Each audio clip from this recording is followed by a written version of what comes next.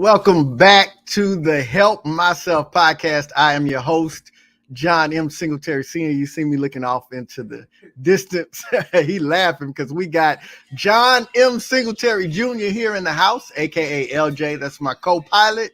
That's who I do it for. And welcome to the world's most dangerous podcast. And the reason why it is the world's most dangerous podcast is because we are taking the power and putting it back where it belongs. And that is in the hands of the people. And the people are you. So I'm super excited about tonight's episode. I said to you, we only do Facebook Live now when I got a guest. And guess what, y'all? I got a special guest. But before we get to my guest, man, let's pay some of these bills right quick with my first sponsor, Wiley's Woodworks, which is a veteran-owned company, customized woodworking. Listen, if you reach out to them, tell them that John Singletary from the Help Myself podcast sent you. Let's check out a little video and show you what they do and how you can get in touch with them.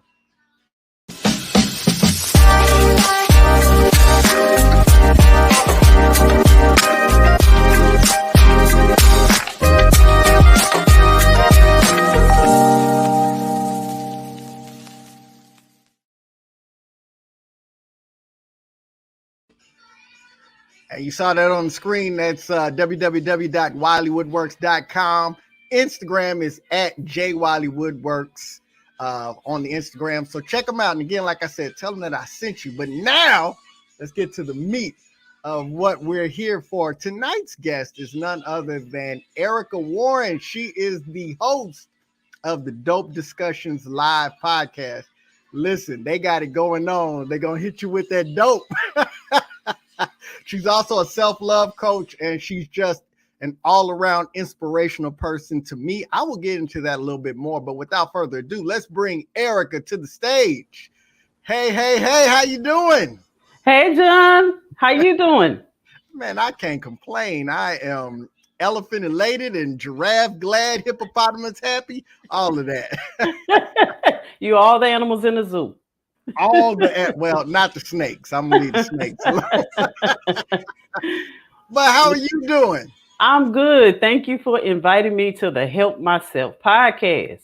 Listen, it was only a matter of time. It was inevitable. I was just waiting on the right time. You know, you stay busy. You always got a lot going on. So I wanted to make sure that I did it at a time that fit in your schedule. And you were so hospitable to make yourself available. So I'm super excited about that. So I did my introduction. Is there anything you want to add in your personal introduction that you want to tell everybody about? Well, my name is Erica Warren. I am a resident of Hammond, Louisiana. I'm in the boots.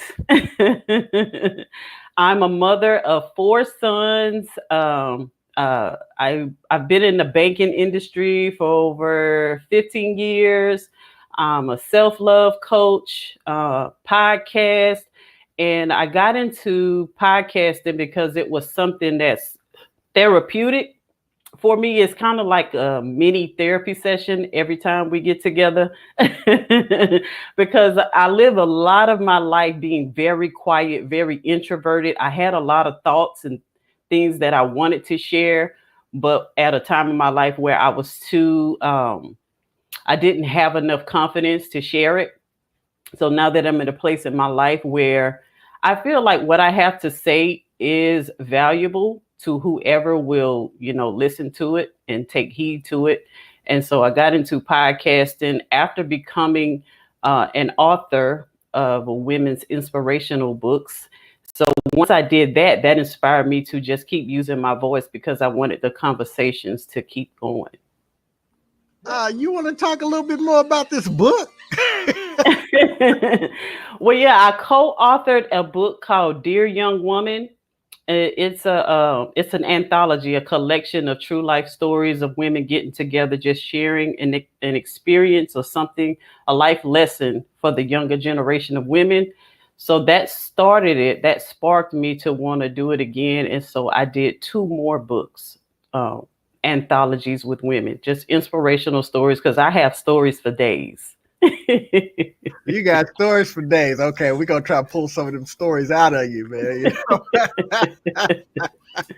Yes. Right. Well, let me, and you know what? She's also the person who I got my Black Podcasters T-shirt from, and y'all saw me, popping my swag and wearing my drip, and oh, I love it. It's a great conversation starter. I was outside waiting on LJ's bus the other day, and somebody came by and started asking questions. You a Black podcaster? I'm like, yep, I'm a podcaster, and guess what? I'm Black. And I'm Black. But it brought up some great conversations. I got to talk more about what I do and what the Help Myself podcast is about. But we're not here to talk about the Help Myself podcast. We're here to talk about you. But I will share a little bit about how you've impacted my journey. So the collective that is known as the Real Shop Talk, you were so gracious to have us on your platform very early. It's been over a year. So in the infancy of what we were doing. And obviously you and my boy Derek Jones, y'all are tight, and so just being able to be in on those conversations and coming in and checking out what you and your co-host Gator Live were up to, and you really got us into some deep conversations, and just watching how you move and how you carry yourself, and the conversations that I've watched you become a part of. And I've noticed that you lend your voice to things that are like, there's no frivolity to what you lend your voice to. You don't want to get out and share the tea. You want to share the tools and the keys to living better lives, encouraging people. And that's really, and then, obviously, dope discussions is always entertaining. Like, I really wanted to get on the other night and talk about this dating game, because listen here, the struggle is hard to the, you know what? No, I've been working with my counselor and my life coach. We are not going to accept that the struggle is real. What does that even mean? We I are know, going right? to say that we are being tried by fire, and we shall come out purified on the other side. Right. Derek don't like me when I say there's pee in the dating pool. He be like, don't say that. Right, because one of the big things, me and him go back and forth on that. What you put in the universe comes back. But I've always been inspired and motivated by how you carry yourself. And you were talking about, you had something to say. You've always had something to say. I think with phenomenal people, it's always just a matter of having the courage to step up and say all of this stuff that you have to say, because people that ain't got nothing to say, they always got the loudest voice. It seems like people with empty minds always got open mouths. Closed minds always got open mouths. So Exactly. I agree with that totally. but you got into it a little bit, but let's take a deeper dive. So what really inspired you to get into coaching, podcasting, being an author several times over, which is a revelation to me? Like, you've been hiding this information. So what really got you started in all of that? Let's take a deep dive. Um, I just took some time out in my life to do a lot of self-reflection. I wasn't happy with a lot of the decisions that I made, a lot of the outcomes of decisions that I made in my past, specifically in relationships. And I noticed that it was time for me to make a change, a shift in my mindset, my perspective, and in my environment with the people that I was being, letting pour into my life. And so I spent a lot of time just um, cutting off a lot of toxic friendships, relationships, and just going through a season of being just by myself, just me and God, and being still and listening and focusing on what was my role in all of the things and the decisions that I've made, and what was the common denominator in those things. And it was me. And I realized that I couldn't change anybody else. I could only change me and show up as a different person if I wanted to get different outcomes in my life. And so I started to gravitate towards a new set of friends. I began making friends on Facebook. I started following people who were inspirational, who were being transparent and sharing a lot of their testimonies. And it attracted me, and I wanted to be closer to those type of people. So I met this girl on Facebook, and we became friends. Her name is Alandria Lloyd, and she has her own book publishing company. and she reached out to me and asked me if I wanted to um, co-author a book that she was getting together to share for, to inspire a generation of younger women. And it was ironic because maybe a year before that, I said to myself that, my motto in life was I will be the person that I wish I had when I was younger. And by her coming to me with that idea, I was like, well, that must be God talking. And so, I got together with her, and I think it was 21 other women, and we co authored Dear Young Woman. And the conversations that came from that book and the friendships that I made from authoring that book, it just made me want to do more. And so after that book, after we did, a lot of promotions and meeting up with young women and talking about our experiences, once it was over, I didn't want the conversations to stop. And so that's why I got into podcasting, and I've been podcasting ever since. Man, and a lot of the people that you've had on your show, I still follow to this day. Like, listen, you talk about compound interest of value. You like it just keeps on, keeps on. But I agree with you. Since I've gotten into podcasting, this community that we build, it's just an amazing thing. So I love it. I'm a fan. This boy right here. I'm his biggest fan. LJ. He got a lot of them. Look, I say He if I was do. 10% as popular as he was, he might have 10 brothers and sisters. Yes. Okay. So that's how you got started. So what are your biggest influences, inspirations? Hmm. Um, it may sound, cliche, We but like cliches here. Oprah Winfrey. That's not Oprah cliche at all. That's the Winfrey. first time I've heard that. Really? Oprah Winfrey, just hearing her story and her background and where she came from and the struggles that she overcame to be one of the most powerful Black women in America is just amazing. And then one of my new favorites is Viola Davis. I guess I'm just attracted to people who have a story, who have that underdog story, and you see them thriving, and they're beautiful, they're powerful. People love them, people look up to them. And those two women are very inspirational to me. Just listen to their stories and what they've overcome. And I can identify with, having low self-esteem as a young Black girl and trying to find, your identity in all of the wrong places. And then just coming to the realization that, it's always been in me, and it's always been me and God. Man. Ofrey. Let me stop. Let me call her Ofrey.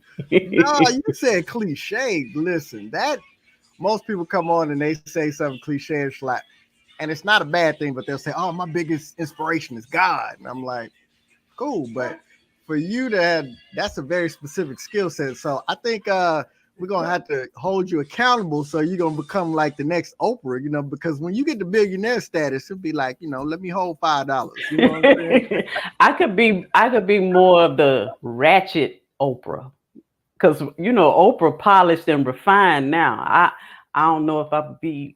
I gotta have a little of that ratchetness with me. Ratchet wear, ratchet wear, ratchet Shoot. wear. Listen, I be having to check my tone when I come on your show because I'm the one that be acting crazy, and you talking about ratchet. I'm from the boot now. I know you from the booth. You cook gumbo? Heck yeah. I'm mad because my former commander before I retired, he was from New Orleans, man. He brings some gumbo into the office. I told him, I said, man, I licked the bowl. I mean, I watched it as a, because it's the right thing to do. But man, I licked the bowl. It was so good. I'm a Yes, fan. indeed. I had to check. Derek Jones, man, looked like we might have to get on the road, go to Louisiana. My people are in Beaumont, so I mean that's just right across the border. So, man, Yeah, Derek always sending me videos of this TikToker that he follows that does a lot of food reviews in Louisiana, I'd be like, Derek, you gonna come down here and get a heart attack eating all that food. I know, man, because he always talk about how he not picky. I'm like, listen, you go down to Louisiana, man, it'll change your life. I promise you. I Yes. promise you. Yeah. All right. So we done talked about your inspirations and your influences and your aspirational ratchet. Uh, but here, what's your resiliency story? Drop that on us. Phew.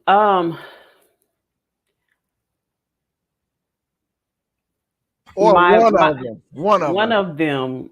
Well, this be like the foundational resiliency story. I At a young age, I developed a fierce independence, and at that time, I didn't know it was a trauma response to reaction to the absence of my father being in my life. And that became a significant part of my identity because I never wanted to depend on anybody. And I always put up this, this wall and this hard exterior that, I can do it all by myself. I don't need anybody. And it was always a little girl in the inside crying, screaming for that attention. But, I put on that armor to keep her protected. And I didn't realize that that little girl was the one who was making all of the decisions for me. Even when I kept trying to quiet her, even when I kept trying to deny her existence, it was her who was, really in control of my life and really crying out for, attention and validation and wanted to be heard. And once I really, and it's, it took me to be, almost in my 40s to really acknowledge her and to let my wall down and to, be okay with admitting that you are vulnerable, you are soft, you have been hurt before, you do want attention, you do want love, you do want comfort, you do want connection. You are not this hard person that you try to pretend to be. And that's one of the things that I'm most proud of myself is that I've gotten to a point in my life now where I don't try to hide that anymore. I don't fake it till I make it anymore because that was one of my biggest hurdles in life, one of my biggest burdens because I felt so heavy for so many years because I was holding on to the outside appearance, but it was becoming too overwhelming to keep it up.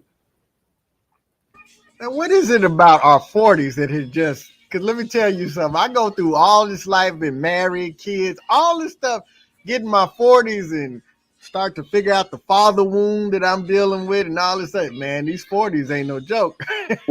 I love the 40s though because I feel our society harps on the 20s.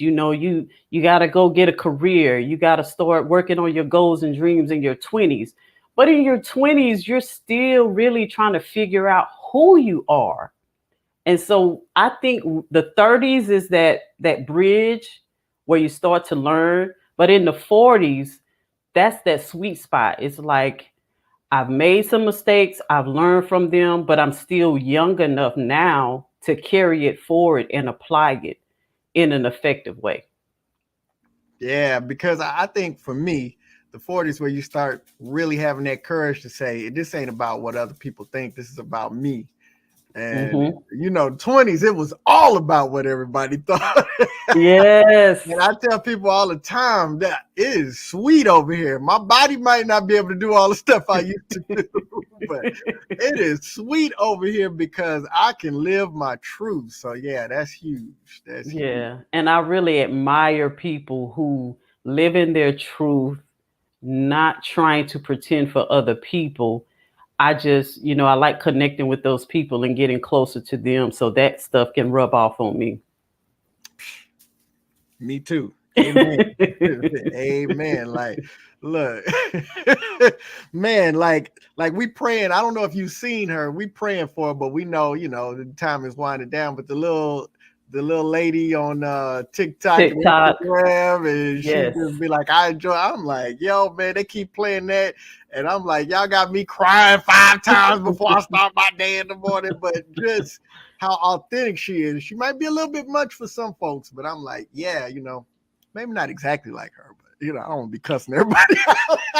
But isn't it refreshing to Yes, be around somebody who you know exactly where they stand and you know where you stand with them? There's no guessing about it. that's super refreshing because, and we've talked about this on your show, we've talked about this on different panels and stuff. There are people out here that'll make you think it's one way, and then you find out it really ain't that way, and then you having to deal with, and they just leave you with that, and you trying to figure out like what. No, Yeah, yeah, because let me know what it is. it leaves you in the mindset of, did I miss something? Are my skills ain't up to par? I couldn't figure that out. Yeah, it have you second guessing yourself. What? Nothing, nothing. you know, uh, I tell people all the time, I should be more mature, but I'm not.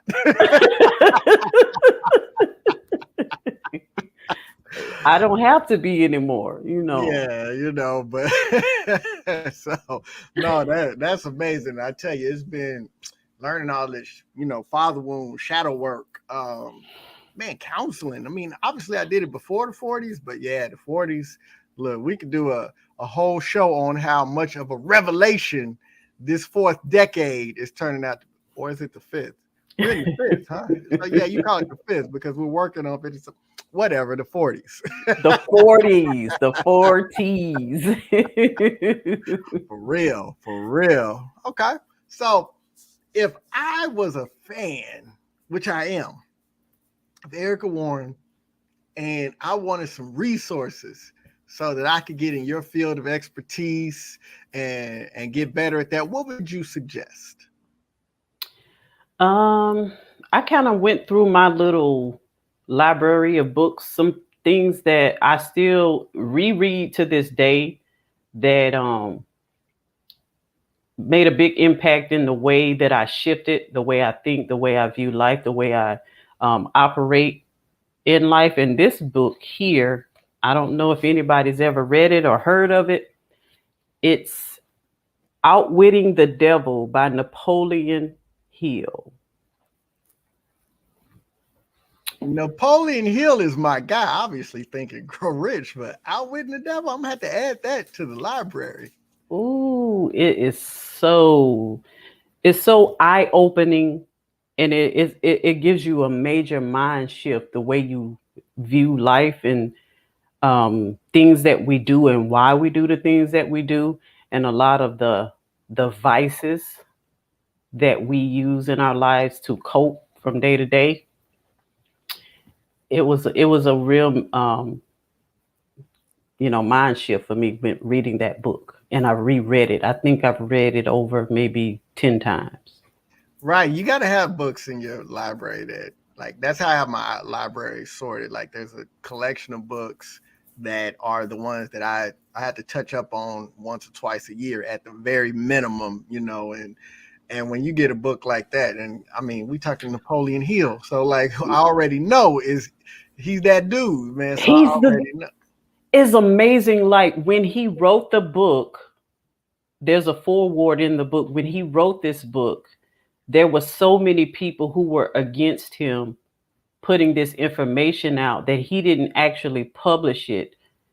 I think the book didn't get published until after he passed away because people were so against him putting out this information.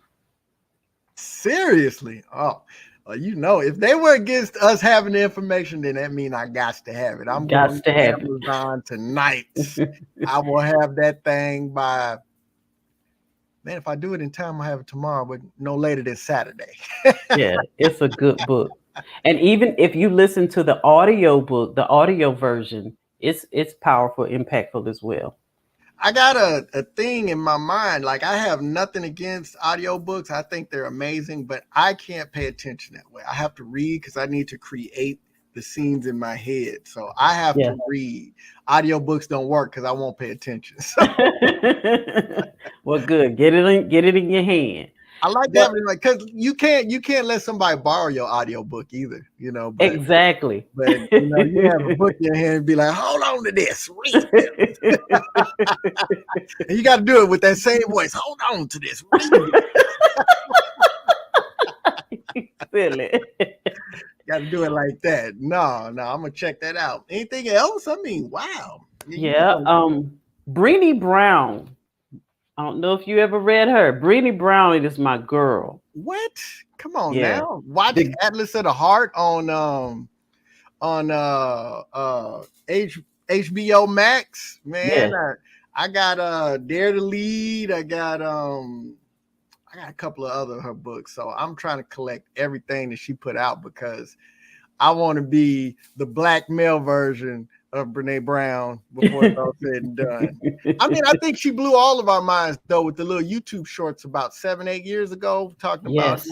So I think after that it was just inevitable because it blew all of our minds. So She just expanded my brain. This one is called The Gifts of Imperfection.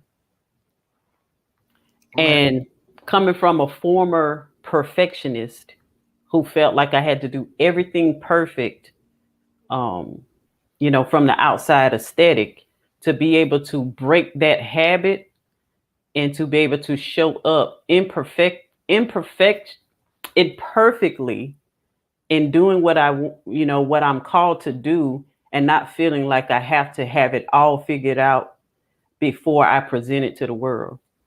That's huge. That was a huge revelation for me that, you know, how can you be a perfect person and inspire a world of imperfect people? say, listen, you just you just keep keep my mind spinning. I hate to jump in there, but I got to jump in on that because man, you said it.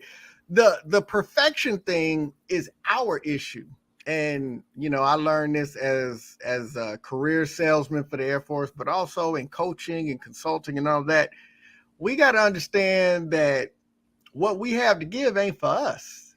Yeah. And too many times we take the gift that Yep. we've been given to give to others, and then we put our own personal metric on it. But that gift ain't for us, it's for Yes. other people. And we'll keep other people from receiving the gift that was created to enrich their lives because we got an opinion about it. But ain't nobody ask us what our opinion was about it because it's not for us. Especially God, he don't need us to do his job. And I Nah. remember him talking to me. I tell this story all the time. I was riding in my car and it was just me. And I heard him talking to me like he was sitting in my passenger seat. Um, because I had gotten to the point where I was on my self healing journey and I was realizing a lot of things about myself. I was learning lessons and I was in a good space and I was feeling good about myself. And I heard him say, do you think I allowed you to go through all of that and learn these lessons just to keep it to yourself? I was like, I got mine. They got to get theirs. They went through what I went through. Why I got to help them? And anyway, God, I don't be telling people my business. I don't want people to know all the stuff I went through. So Okay. that means I got to double back. And I got to tell people at that time when you thought my life was going good, it was really garbage behind the scenes. I don't want Uh-oh. to have to go back and tell people that stuff. But he was like, "You gonna do it." God said, look at here, look at here. You Ah. gonna do it, or you gonna get whooped like you've been getting whooped all these years. You gonna do it. He said, listen, you can do it my way or you can do it the wrong way. The choice is yours. And your way hadn't been working, so I think you need to Mm-mm. try it my way. There you go. There you go. Look, you've been when you did your intro, you talked about your 4 sons. Is there another member of your family that you might want to mention to the people? Another member of my family? Yeah. No. What you No. mean? Didn't one of your sons have a kid here recently? Oh, my new grandbaby. Yes. I was like, who he talking about? Who he trying to give me? I was sitting up there, I'm like, wait, man, I got the wrong person. She gonna embarrass me right here live? Like you see, John out here trying to let folks know I'm a grandmammy. it's an impressive accomplishment because you don't look like nobody's grandmammy. But I'm just saying, you got the shoulder swag that thing. You know what I'm saying? That's a blessing. You know what I'm Yes, it is. That's my girl because I ended up with 4 boys trying for a saying? girl. So so she gonna be my girl. I could borrow her and then I can give her back to her parents. Go sit down, boy. Yeah, I know that feeling. I can't wait to get to the point where just send them back. Yes. Yes, but I'm excited about it. I'm excited. She's growing every day, getting bigger. They send me pictures all the time and videos, and I go visit with her every weekend. hmm So before we let you go, do you have some parting thoughts that you want to give us? Leave us with something impactful like you've been doing for the entirety of this interview. Well, because I am a self-love coach, um, I would just like to leave everybody, with some inspiration about, just loving on yourself. And because I believe that the love we have for ourselves is the foundation that all of our relationships are built on.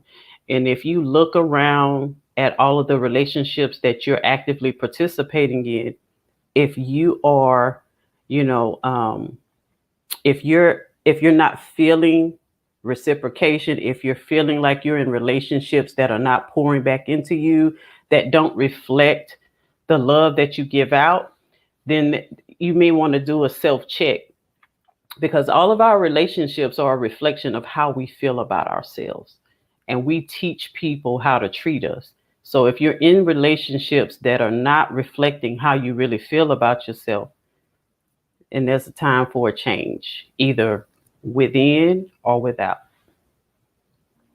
And that is facts. Facts. That is facts.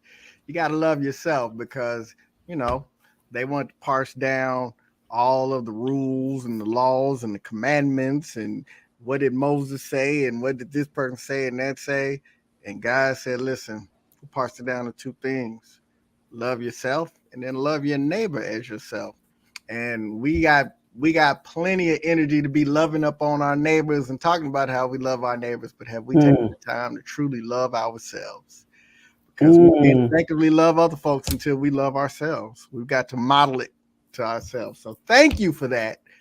Thank you so much for your time. Thank you for, and you know what? Me and Derek been talking about it, man. We chat up pretty often, man, and we've been talking about he wants to do some more panels and stuff and Yes. some more work with you. So, I'm pretty sure you're gonna be on the other side of the road with him here real soon in the near future. And I think, we'll all get our collective together and do some panels and stuff. He got an event going on tomorrow night, as a matter of fact. So I'm gonna definitely be up in there telling my Yep. crazy dating stories because I got some. I'm gonna be in the cut listening. You gonna be in the cut? Nah, nah, nah, nah. You gotta come to the forefront. Nah. Listen, Yes. he got on the live one time, and Tony Massey got on there and told the craziest dating story any of us have ever heard. It was hilarious. So I got to come in there with the heat. I don't think I got anything as crazy as that story, but I got some shenanigans, definitely. So, Well, I can't wait to hear them. well, y'all, listen, again, thank you so much. And again, man, we're going to have you back. We're going to do some more things. We're going to build this collective up. It's that time. It's a new moon. It's a season of self-empowerment, self-love. So, man, we're stepping into a new future. I am very confident in that. I'm confident in all of the folks that we're connected to. So again, thank you for coming. And I'm going to close like I always close. Listen, I can't help myself. I've got to inspire. I've got to encourage. I've got to empower. But I can help myself by being the absolute best version of myself and you can too. So why not we do it together? Y'all have a good one, and we'll see you next time.